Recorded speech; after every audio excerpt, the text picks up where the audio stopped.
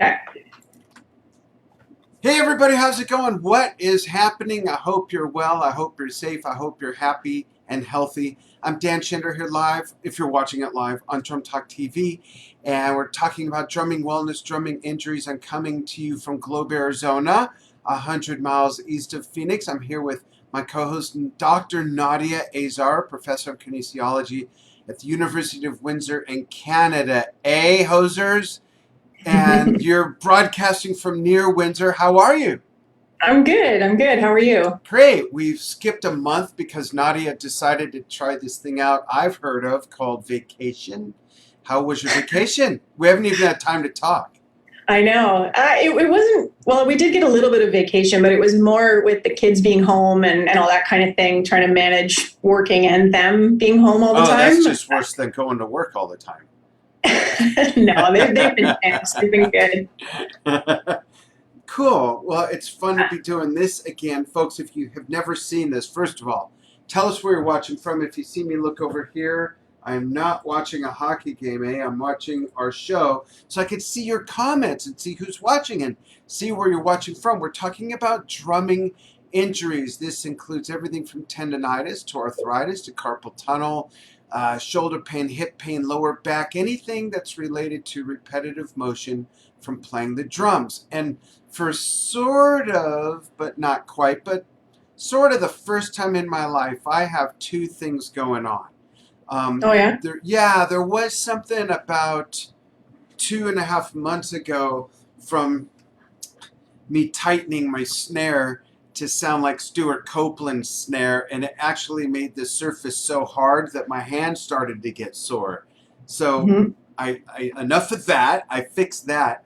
But three things actually I have going on. One, I thought I had a drumming injury back here with this tissue and muscle back here getting all sort of weak and just like loss of strength and sore, but I realized that it was drumming that was aggravating an injury I caused in a different way.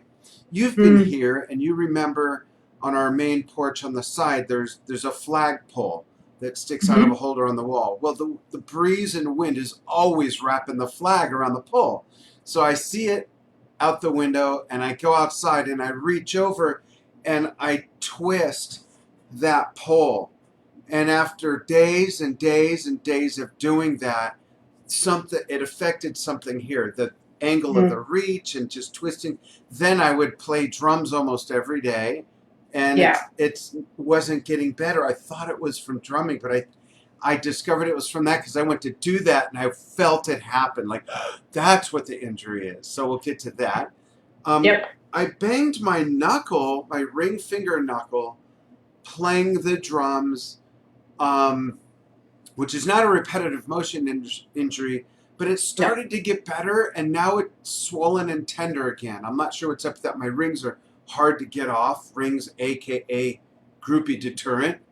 And then I've got some other pain in this same hand that kind of goes through here and goes through here and just says it's probably carpal tunnel. And I don't know if it's from drumming or typing or giving the finger while I'm driving or all three. And even right here in my wrist. So we can address those. And folks, if you have any what you believe to be repetitive motion drumming related injuries, go ahead and chime in and tell us what you have. Or if you have gotten past something, tell us about that and how.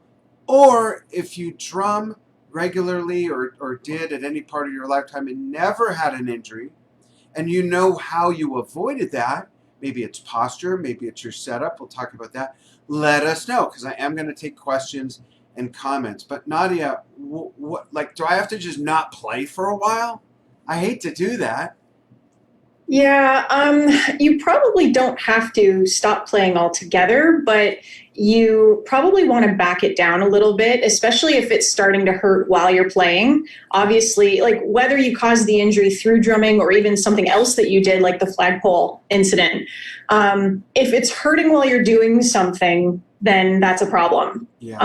Whether that's the cause of the injury or not, it's aggravating it. So, you might want to back it down so that you're only playing until it starts to hurt and then you stop, or Don't play as hard, don't play as maybe as complicated pieces or as physically demanding pieces, so that you can kind of give it to like still work those muscles, but kind of not to the point where you might overdo it with them. Okay. And I don't know, I'd love to hear this from other drummers. I don't feel pain when I'm playing. It's always afterwards if there's pain. I'm like just so in it that and moving and all of that I don't feel the pain. So I don't have that indicator unless I bang something really hard, but I will watch for that. And it's past the point where it doesn't seem swollen, so icing, I don't know if that'll help. Ibuprofen, Motrin, things that are anti-inflammatory. I don't know if I'm past the point, because it's been about 3 weeks I've been dealing with this. What are you talking about now? Which goes in there? Same one. Oh, that one. Okay. Yeah, and it's been about 3 weeks or something like that. Yeah. So I'm not sure. The knuckle thing, I don't know if I even remember what I banged. I banged either my hi-hats while they were closed, which is like hitting a big blade. If any of you have done that, that can be like, oh gosh. Or a rim somehow. And it was getting better. My rings were able to come on and off, but now it's swollen again, and my rings are like stuck on. And I take my rings off when I play. Here's a funny thing. Side detour real quick, everybody. So many live broadcasts when I play. I do Dan's almost daily vlog. I take my rings off. If I haven't already taken them off upstairs, I'll take my rings off. I say, hey, drummers, boys and girls, do you take your jewelry off when you play if you wear rings? I don't think I've ever gotten one response. I'm not sure what's up with that. I can ask people, hey, can you tell the difference between a chocolate milk fart and a bacon fart? People will pile on. They got answers. But I ask about this and no one's answering. What's up with that? So drummers, if you wear rings, do you take them off when you play? There you go. So I don't know what happened there. It's not a bad idea to take them off while you're playing, just for that exact reason. The same reason we take rings off to play sports. If you jam a finger or something, you don't want that ring on there to, your finger swells up and you have to get the ring cut off. Right. Or some people will wear those, Enzo is one brand, but they're basically those like silicone rings that they're stretchable. So if you did hurt yourself, it's pretty easy to get it off. Or also like you just cut it because it's a throwaway. It's not your actual wedding ring. Plus, I'm always worried about losing stones. Just from impact and doing all that. See, even that hurt just now. It's part of getting older too. Once you hit 35, and I'm 37, so there you go. Okay, let's see who's watching too, and then we'll talk about some other fun stuff. Log in again. I don't know why Facebook won't let me log in, or wasn't letting me log in. Facebook's having an issue because I have a page that's locked up, like frozen or something as well. So there's probably someone tripped over a cord or something. Let's see who's watching, what's happening, what's going on. Hey, John Kinsting, what's going on? He says, hi, Nadia. J. Frank Nash says, I've been a rudimental drummer from the age of 6. I'm now 68, and thankfully I've never experienced any wrist, forearm, or elbow injuries. That's awesome. How about lower back or leg pain, hip pain, anything like that? That's really good. That's a good record. Lee has to go back to work. Hey, Lee, thanks for chiming in. We appreciate it, though. But yeah, that could be long-lasting when you bang that rim. Lloyd Haber, hi Lloyd, says, hi, when I play 4 mallet marimba, I get tennis elbow. What can I do to alleviate this? Nadia, are you familiar with 4 mallet marimba, what that means? Yeah. Okay, so you know how the sticks are being held and all that. And I'm surprised when I started to read that, I thought maybe it was causing something arthritic or carpal tunnel-ish, but no, he's getting it in his elbow. What's up with that? Yeah, that's a good question. I'm not super I know what 4 mallet marimba is, but I'm not really familiar with the mechanics of it. So it's hard for me to comment on that. But in terms of, if he says it's tennis elbow, if that's an actual diagnosis from a doctor, then that's great. If it's not, and it's an assumption, then it's worth going to get it checked out. Okay. And seeing a physiotherapist about that to get the the inflammation under control. And then, it'd be worth, I don't know if they record themselves playing a lot, but taking a look at or having someone watch you play to see if they can't catch maybe something that you're doing that might be contributing to that. Because like we talked about before. What's that? I'm sorry, I was going to say, especially if it's in one elbow and not the other. Is it in both elbows, Lloyd, or just one? And if so, which one? And are you that handed or the other handed? I think those factors might help figure some of it out. Yeah. Interesting, though.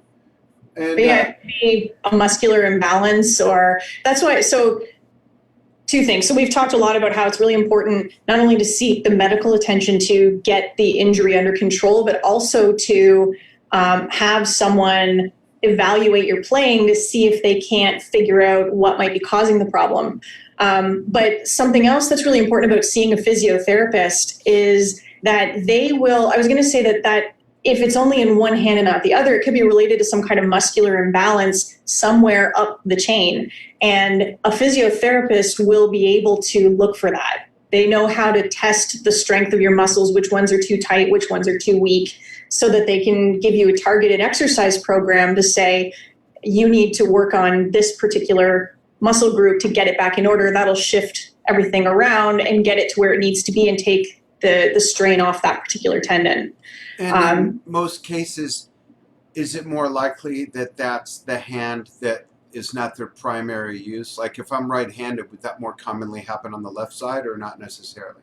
Not necessarily, because, when you have, so for your dominant side, you could get muscle imbalances with, some muscles are being used more often and so they're developing more strength, but that's putting other muscle groups out of whack because they're not being as strengthened. So everything's about balance, right? Mm-hmm. You can't do all kinds of working out of your biceps without also working out your triceps.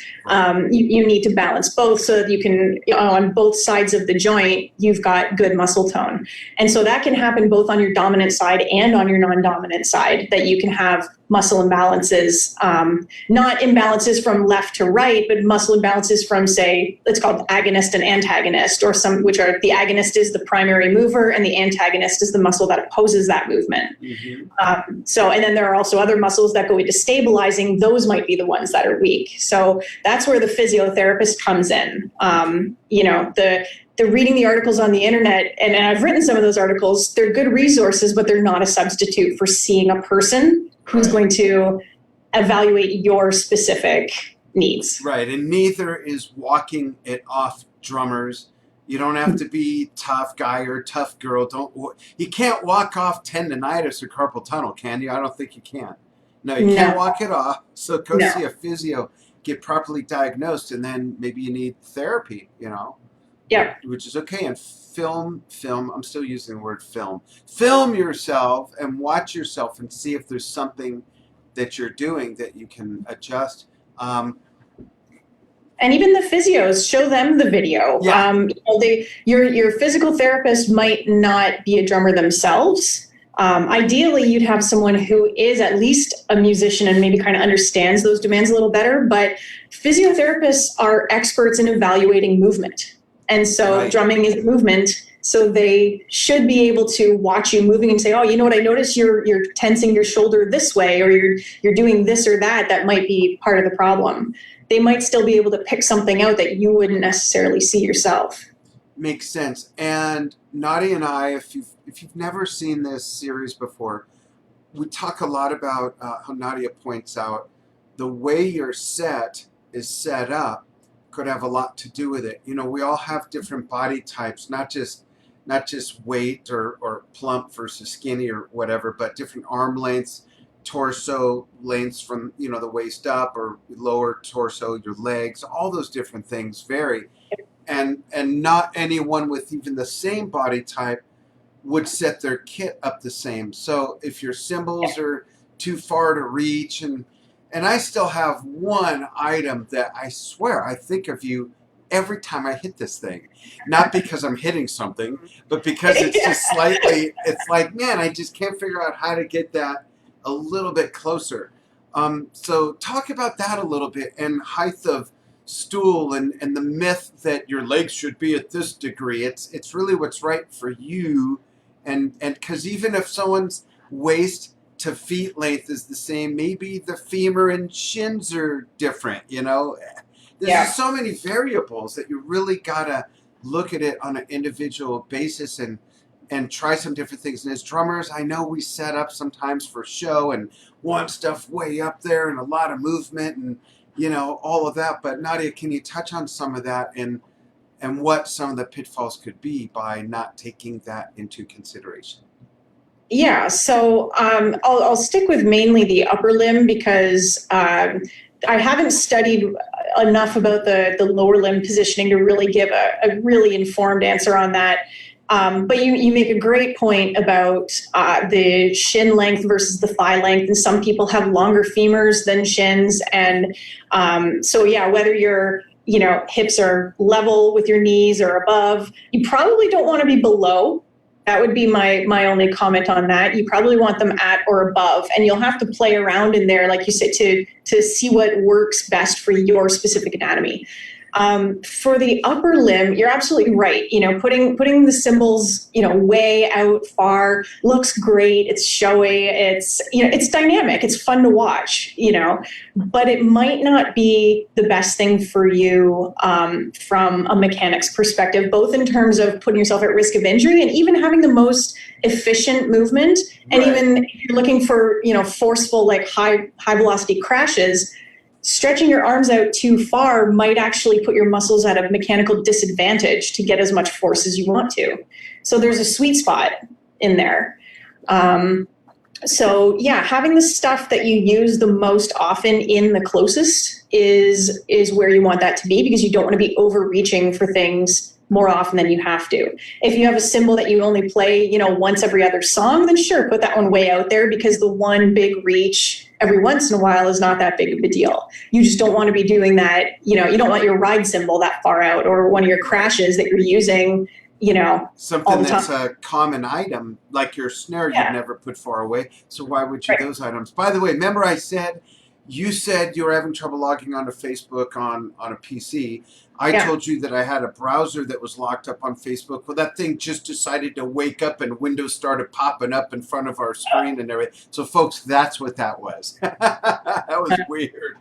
Yeah, very good advice. And I have a question here from Mitch Ranko. Mitch, how you doing? And Lloyd says thanks. Brandon Koo's on board. We'll touch on that. Mitch says, can the shock of backbeat rim shots travel up the arm and cause tennis elbow? Or any other injury for that matter? Yeah, the short answer to that is yes. And actually, my one of my grad students was just getting ready to start a study looking at exactly that before COVID hit. And we haven't been able to get it off the ground because we're not allowed to do any research that involves face-to-face data collection right now.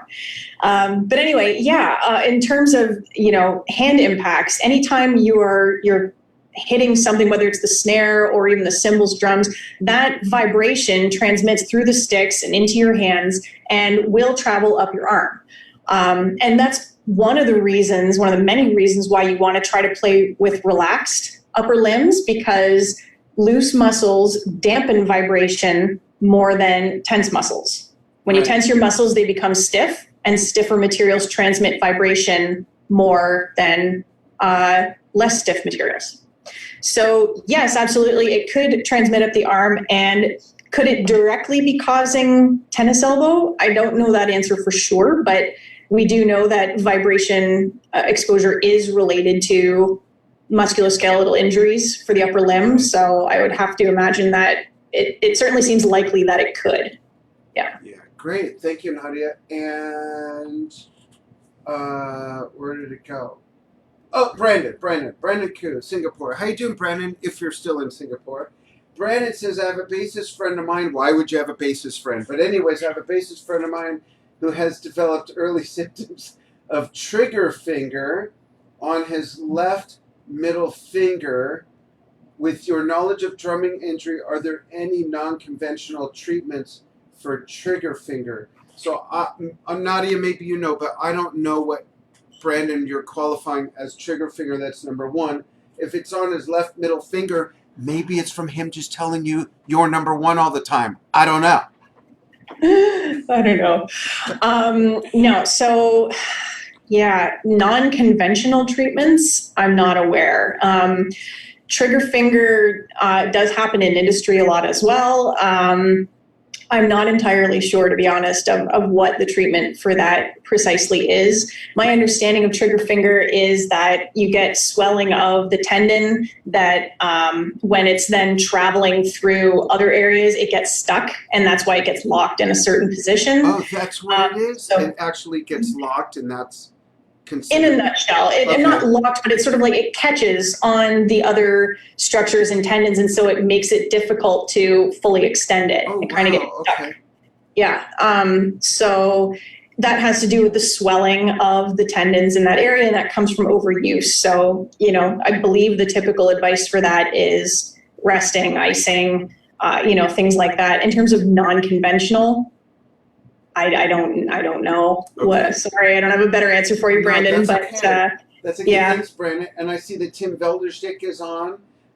We have a video coming from John Kinsting's series on the shuffle, and there's a snippet in there featuring Tim Velgersteig.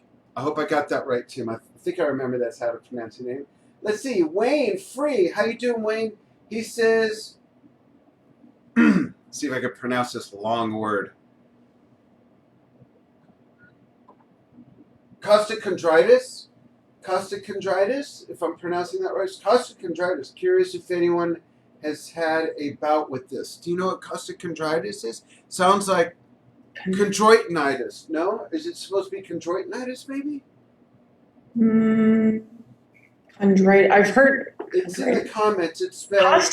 Costo has to do with the ribs. Okay. And Costochondritis is how it's spelled. Costochondritis.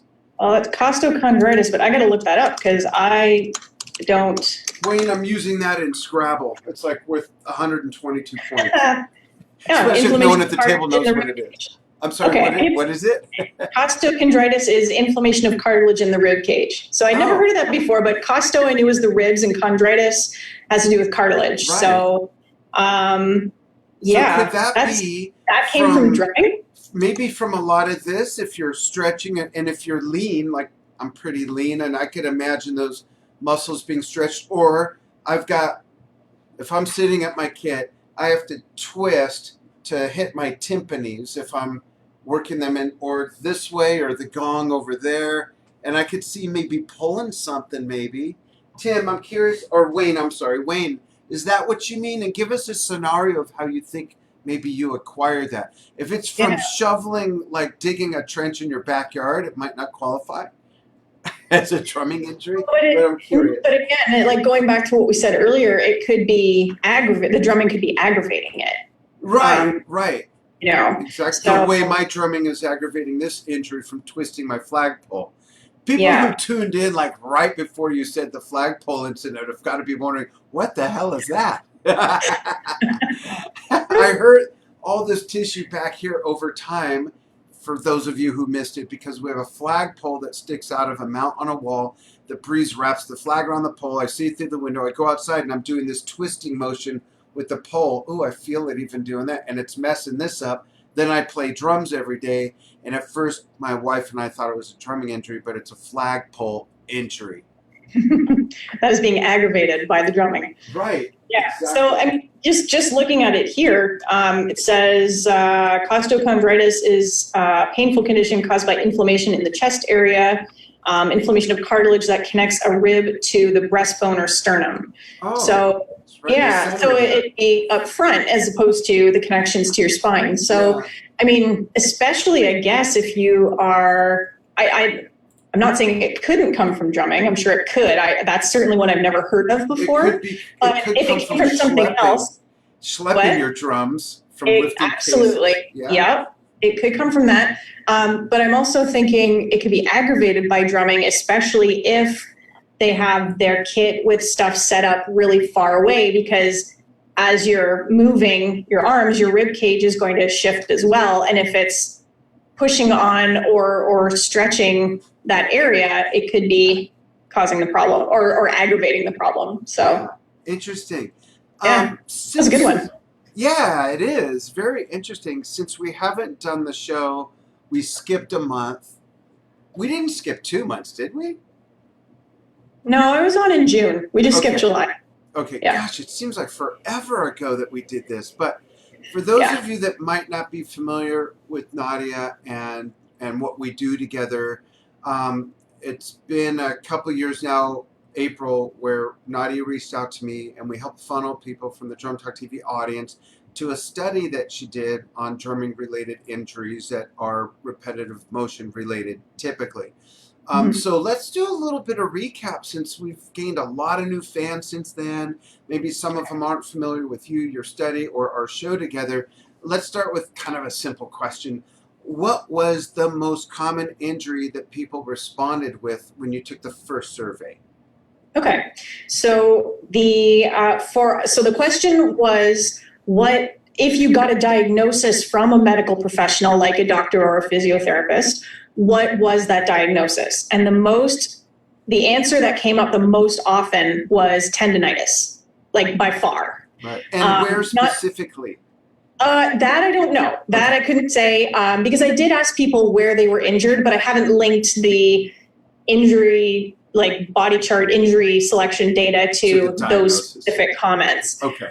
But based on the body map, the counts from the body map selections, it's probably in the upper limb. So wrist and shoulder would be my guess as the two most common, but certainly the elbow could be involved as well.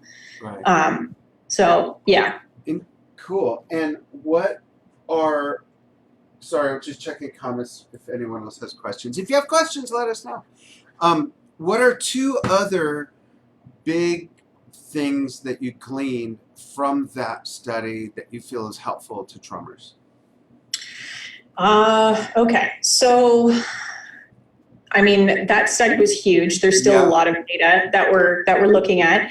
From that first analysis, the big thing was what those two most common injuries are, and that was the tendinitis and carpal tunnel syndrome. Right. So those are two to be aware of them, what they are. The other major thing that came out of it was just the number of people that report having had an injury. Right. It was 68%. I had 831 valid answers, like survey responses that I could use. 865 people, responded. 831 were usable. Out of that, 68% of them said, I have had some kind of drumming related injury. And again, we're talking about repetitive use, musculoskeletal disorders, not like banging your knuckle on the snare doesn't count. Right. That's like 570 people out of that amount. That's so many. Yeah, it's a lot. It's a lot. And 59% had something more than once. So multiple playing related injuries. So the big takeaway from that is that, I mean, it's not really rocket science. It's kind of what we already knew, but now we've got the numbers to it. Yeah. Drumming can cause, or drumming is related with, associated with playing related injuries. Yeah. And so those aches and pains that you're getting could be something more than just like, I played too hard today. So you got to keep an eye on it. Yeah. And Nadia, I don't remember if the study asked how long someone's been playing or their age. Did it? Yep, it did. Was there a correlation? Well, my question is this. Were there fewer injuries amongst those who had only been playing 5 to 10 years as opposed to those who had been playing 20 or more? And then did you notice an age correlation that older guys like me, senior citizens, were getting more injuries later in life than they did earlier, or than younger people were reporting? So I actually haven't looked at that data in that way yet. Okay. And there's a couple things to that. The survey wasn't set up to ask if someone was like, if older drummers responded, how old they were, or anybody, how old were you when you had this injury, or how long had you been playing when you had it? It was just, how old are you? Have you been injured? So I actually can't tell that yet if older drummers are getting injured more than younger drummers. But one thing that probably, especially with this type of data, is, so there's a bit of like I can't remember the name of it now, but it's essentially like a survivor thing. So as the drummers get older, they've had more exposure, they probably will have had an injury. And if they're still drumming, they've been able to overcome it. So that might be part of why there's a large proportion of a lifetime history of injuries in drummers, especially as they get older. Yeah. It's not that the older drummers are more susceptible, it's that they've been playing longer and they've had more opportunity to have an injury. Interesting. Yeah. And with an older population, they're more likely to be reporting that because they've had longer to be exposed. Okay. Cool. Yeah. Any So other questions? Oh, Becky. Hey, Becky. Becky Napkins says, my injury is to my foot, her kick drum foot. Tell us a little more about your injury. Is it your foot? Is it your ankle? If it's your foot, is it your heel? Is it your arch? Is it the ball of your foot preceding your toes? I think that would be interesting to know. And do you play heel up or heel down? I think all those are, gosh, you could do a whole study just on the foot injury, right? With all those questions. yeah, and I might have to at some point. Yeah, and I don't want to be rude and ask a woman how old you are. So tell us how old you'll be next year. Just kidding. But that factor always interests me. You know, I'm always wondering, as I'm getting older, I'm always wondering what sort of things are related to the length of time of playing, how many years, and one's age. And then there's, well, maybe I'm 57, but I could have only been playing 3 years. There's people who pick up drumming, something they've always wanted to do. They finally retire, and then that's what they go do, versus someone like me who's 57, who's been playing 50 freaking years. And I know, before you say it, everybody, I know I should be a lot better. I know, okay? We're talking about injuries here. Yeah. So yeah, Becky said... Oh, I'm sorry. Go ahead. No, I was going to say I agree completely. And there's definitely, so that's why I asked people not just how old they are, but also how long they had been playing. Yeah. To get a bit of a sense of that. One thing that I did find, so I just recently submitted some more of the survey data to be published. Actually, the first study, I'm happy to report, is going to be published in about 2 weeks. It will be published in Medical Problems of Performing Artists. Oh, wow. Oh, yeah. Nice. So that's good. But basically the most of that is the stuff that we've already talked about. But then I went and did some further analysis. And one of the things that came out that I thought was really interesting, but not totally surprising, was that younger drummers were, I asked drummers, have you ever had any formal training?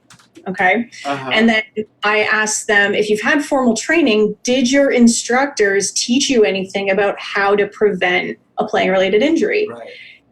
The younger drummers were more likely to say, yes, I've been taught something about how to prevent, versus the older drummers. Me, like that never was ever a topic, let alone ear protection.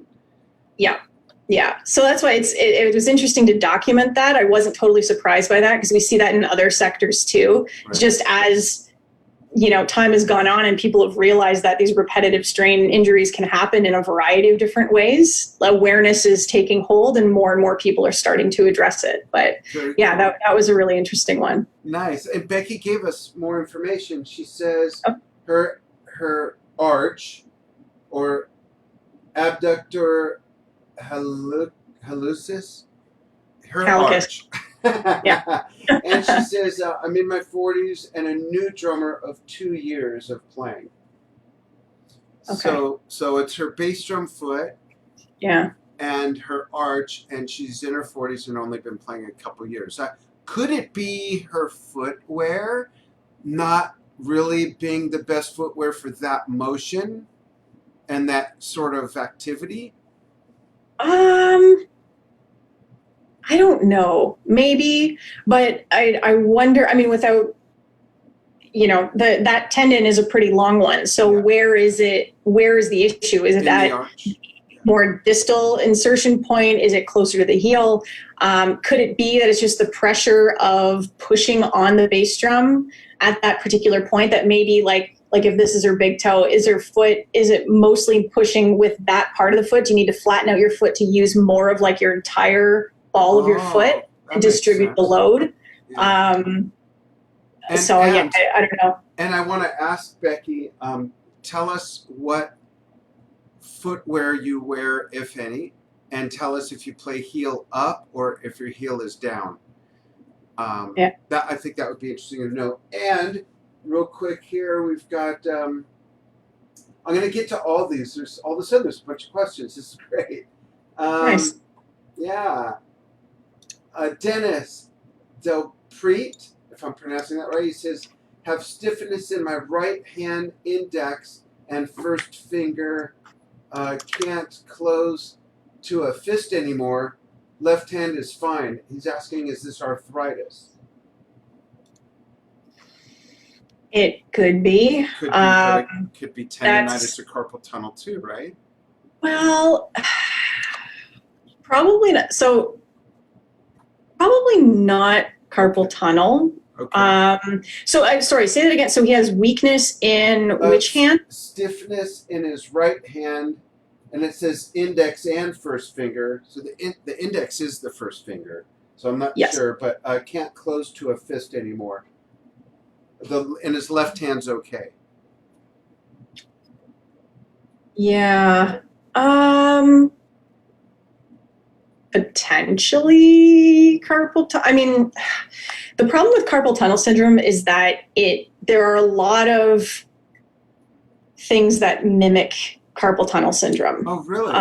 Yeah. So the first thing, so if you have pain in your wrist or even weakness because the median nerve feeds these three fingers, right, well, your two fingers and your thumb. So just because you're feeling pain through here doesn't mean like, oh my God, it's carpal tunnel syndrome, because the nerves that feed these fingers start all the way up here. Wow. And so there are all kinds of spots all the way down where they could get pinched, they could get cut off a little bit, they could be rubbing against something that could be causing the issue. So I have a question real quick about that. Yeah. If I were to experience like what Dennis is talking about, and if it's in that area from those nerves, if I'm just for whatever reason tense or I sleep funny and I have a kink in my neck and it's all tight, it could be affecting my hand because of that, right? Mm-hmm. Yeah. Okay. Yep. Absolutely. You could get some weakness in your hands if you're yeah. So, for example, I sometimes have issues because of the way I sit and things like that, and I'm on my computer all the time. I have, it's not cubital tunnel syndrome, but it is some pinching of my ulnar nerve, which is the nerve that also travels up your arm but feeds this side of your hand.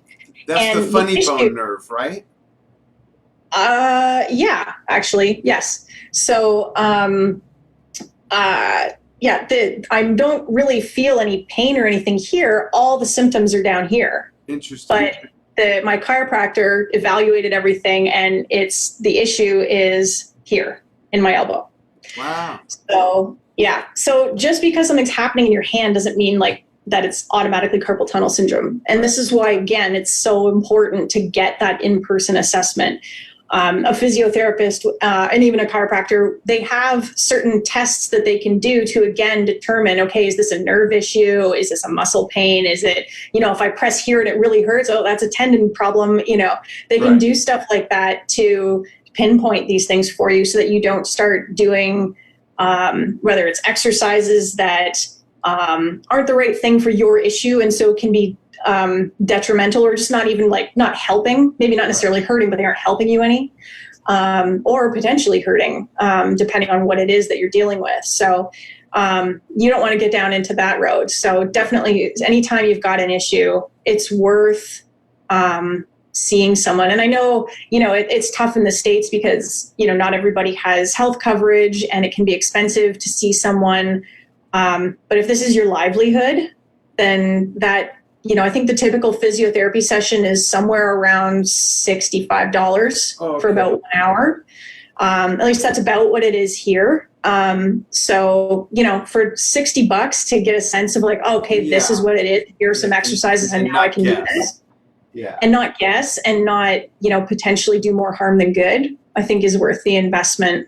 Cool. To at least go once or twice. Yeah. Cool. Thanks. We've got a few more minutes left, so I'm going to look. Becky again says, I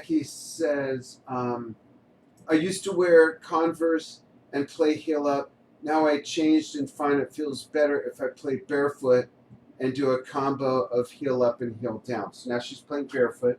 I cannot even operate a pedal playing heel down. My foot just won't work at all. So I admire people that can, because I just can't. So she's playing barefoot. Interesting. And Mike Skinner from South Wales says, great idea to address some of these issues.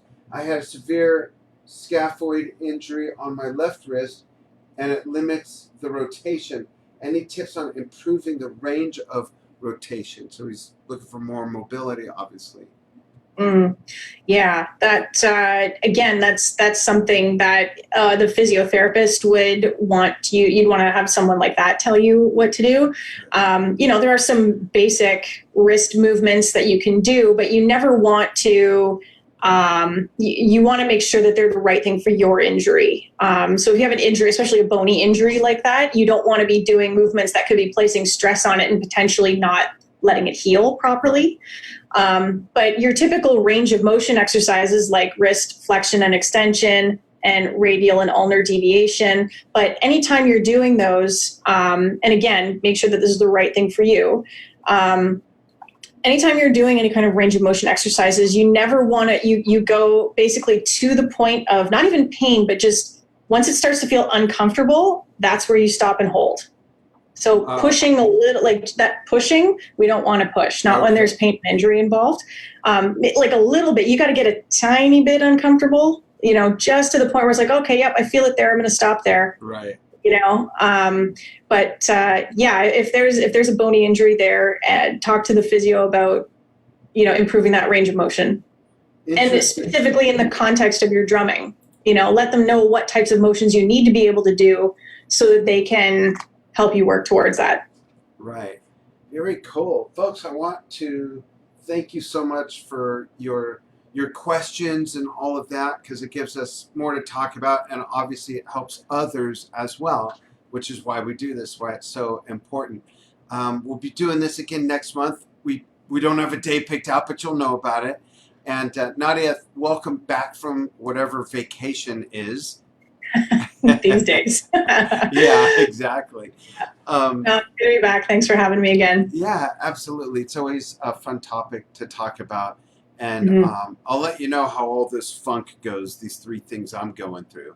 Yeah. Yeah. And I'll see about adjusting that one piece on my kit. Of all my whole kit, it's big kit. For those of you who haven't seen Dan's Almost Daily Vlog, I play a big kit. It's this one china that's up here that just is not quite right. I gotta, you know how it is, guys and girls, where your apparatus, your hardware just won't quite get it where you want, and then it causes this domino effect. If I could move that 3 inches, but first I got to move this 9 inches, and then this here, and then all of a sudden you're playing a left-handed kit, and everything's different. So I'm trying to avoid that. So, yeah. Nadia, thank you. Thanks, everybody, for following what we do here on Drum Talk TV. Lots of fun stuff coming. Subscribe to our newsletter. There's a button right on our Facebook page that says sign up.